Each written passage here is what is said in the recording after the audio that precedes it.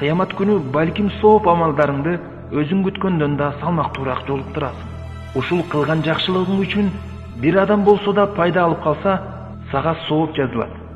Пайгамбарыбыз Мухаммад Мустафа саллаллаху алейхи вассалам айтты: чындыгында бейиш элдери бейишке киргенде бул дүйнөдө жакшы амалдарда бирге болгон досторун таппай, о жараткан, биз менен бирге ибадат кылып, орозо кармап жүргөн досторубуз бар эле, бирок биз аларды көрө албай турабыз. Ошондо Аллах Таала аларга тозокко баргыла да, андагы жүрөгүндө кыпындай да болсо ыйманы барларды алып келгиле дейт.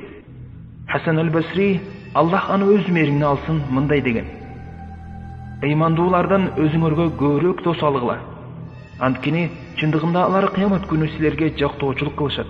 Ибн Каййим, Аллах аны өз мээримине алсын, мындай деген: эгерде силер мени бейиште өз араңарда таппасаңар, анда мен жөнүндө сураштырып мындай дегиле: о жараткан, баланча деген бир кулуң сен жөнүндө эскерчү эле.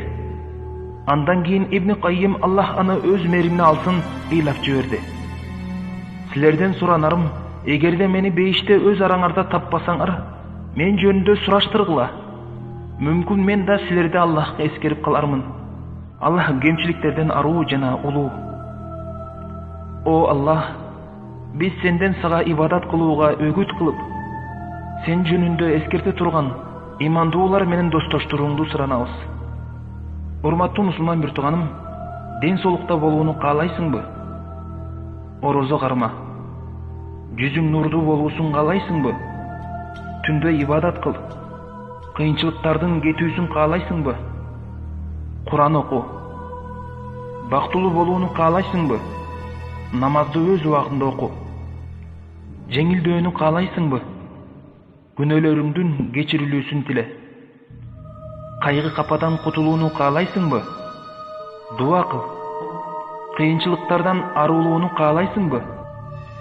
Ла хаула ва ла куввата илля биллах деп айт. Жыргалчылык, жакшылыкты каалайсыңбы? Пайгамбарыбыз Мухаммад Мустафа саллаллаху алейхи вассаламга салаваттарды айт. Сооп алууну каалайсыңбы? Анда бул кабарды туугандарыңа, досторуңа жеткиргине. Ассаламу алейкум ва рахматуллахи ва баракатух.